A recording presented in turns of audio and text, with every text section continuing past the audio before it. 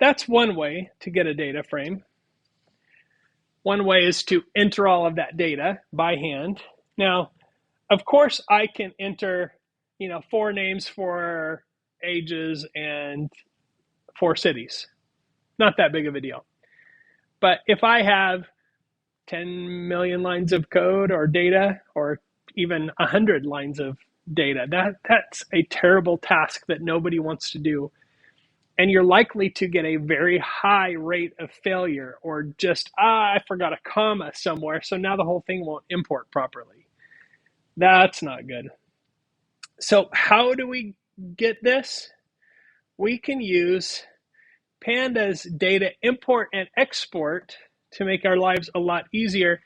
Now, Pandas imports all of these file formats, and it exports all of these file formats. Some of them require some additional libraries, some external libraries, but they're all freely available. The 2 most common data formats here that are used are CSV and JSON. JSON, it's a JavaScript-based data format that looks and acts a lot like a nested dictionary. You can import and export to CSV and JSON. CSV stands for comma-separated values.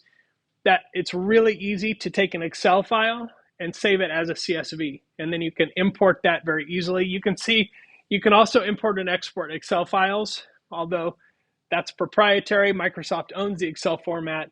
CSV is open. So it's very, very common for data files to use CSV or JSON.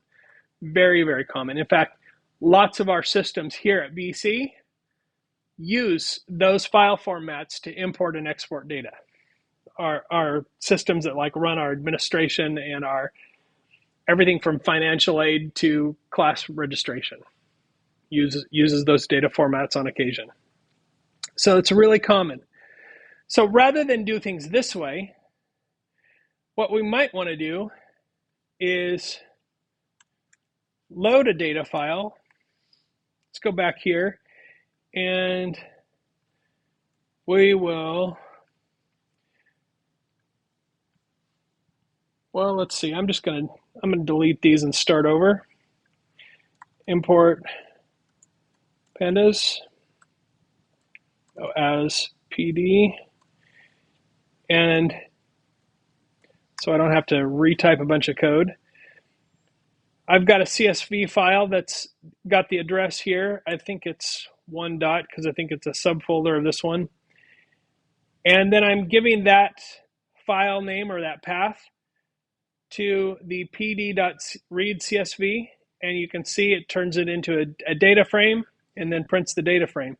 So let's run this code. And I've got a few more records in there just for fun, but there we go. Now we have a data frame that is being pulled from a CSV file. If I want to save that to a CSV file, I can do that by doing the following. To CSV, and I give it a name, testing.csv, and index equals false. I'm going to show you both options here. Come on.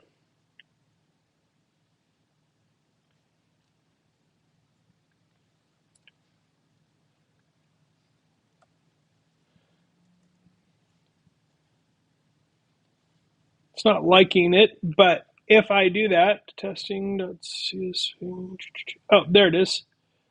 Okay, so there is the CSV file that it's created. And there's no output, that's why I didn't see anything. If I take the index equals false off of there, I want to show you the difference. Then what it does is it adds an index. There's nothing on the top here because those are the column headings, but you can see the index starts at 0, just like every other index, and goes to 5. That just gives us a way to sort and find records. The problem is that if you import this file as an index or with the index, it's going to create an additional column. So every time you export, if you export and import with the index turned on all the time, it'll just keep adding an index to the front of it until you have like 5 index columns. So you just got to be mindful of that. So we can import and export to CSV files really easily. And the nice thing about this is that now I have the data set in front of me. I can do things with that. So what sort of things can I do with